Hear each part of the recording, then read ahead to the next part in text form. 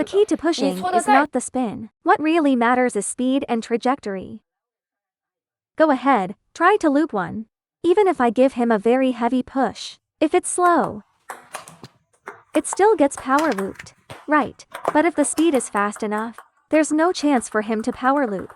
Try power looping it. You'll get jammed. Right, but no matter how much spin you put on it, if the ball is too high, the spin becomes weaker. So when we make contact with the ball, if your trajectory is low, even if the push isn't very spinny, it's still hard for the opponent to loop. You can only add spin through small, subtle movements. Yes, but once the ball goes high, you're basically giving him time to prepare and power loop. So the first requirement for pushing is that the ball must be low. That's the minimum standard. Second, you need to push with speed. If it's slow and high, then you'll get smashed. You're just giving free points to your opponent. So how do we push the ball lower? When I push on the forehand side, this is flat, and this is vertical. I usually keep it in between. For example, 12 o'clock, 1 o'clock, 1:30, 2 o'clock, 3 o'clock. I'm usually around 1:30. Backhand pushes can be a bit flatter, forehand pushes must be more vertical. Think about it, most short serves to the forehand aren't very spinny. They're usually half spin, no spin, or side top. So the racket angle can be slightly more vertical. Many people keep it to flat, which causes the ball to go to high. First, make it a bit more vertical.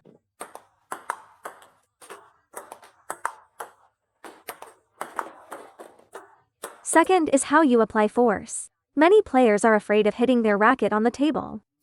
Hitting the table is totally normal. And even if you damage the racket, it's fine. Racket repair is cheap. Rackets are consumables.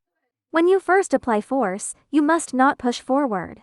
A lot of people push like this, and the ball ends up half long. The force must go forward and downward. For example, I start my swing from this point, the center line, and go down to this point, instead of finishing at this angle. If the opponent serves side top, if you only push forward, the ball will easily go long or end up half high. So when pushing, there must be downward force.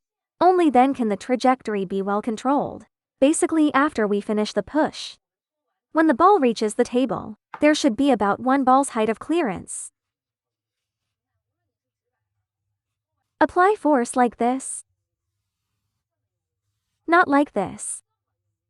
This point is absolutely crucial. Racket angle slightly more vertical, and the point of force.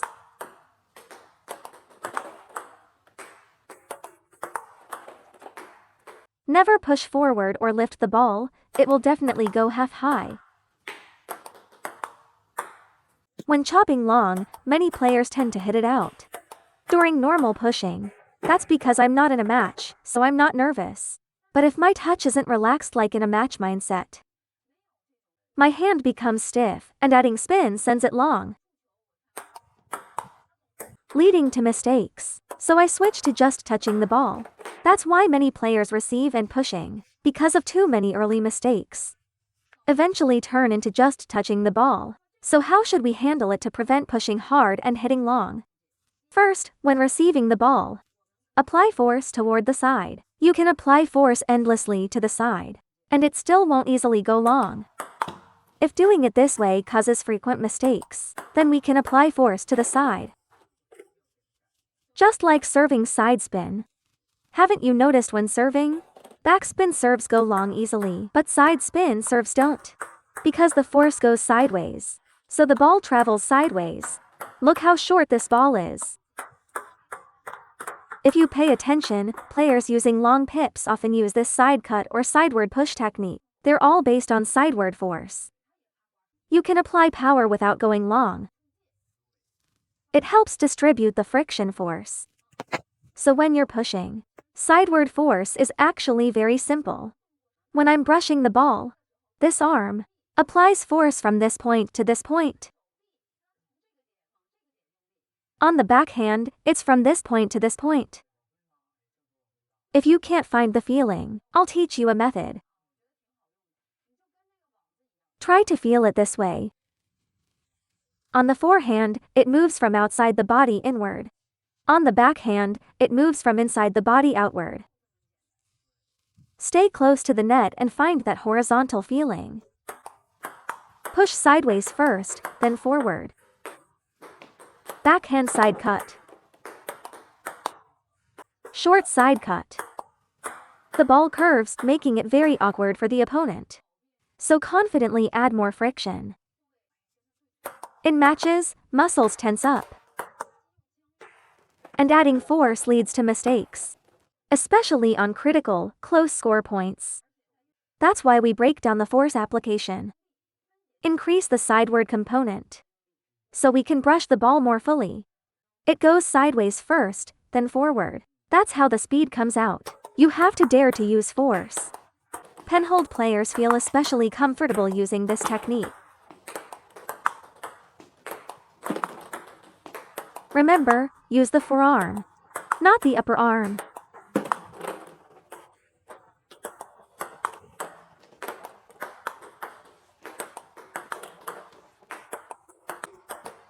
You can add a bit of body movement. It can confuse your opponent. There's one more pushing issue you all need to pay attention to. In many cases, the racket is pulled back.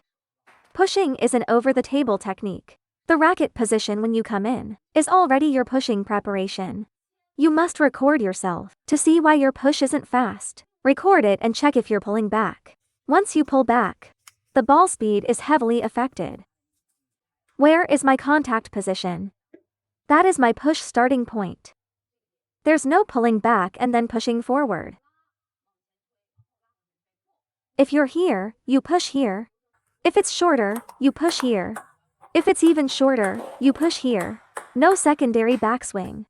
Third, when pushing the ball, many players push it long immediately. Why does it go long so easily? Where is the force coming from? From the arm, both the upper arm and forearm. Now I lock them. And don't let them move.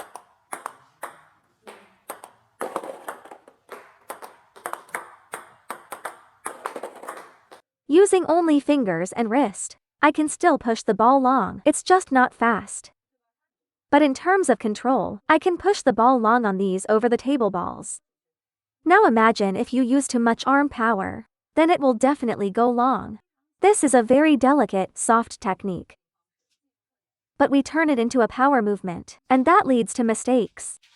Never use arm power. It will go long very easily. You must control the arm force. Use fast finger and wrist acceleration to brush.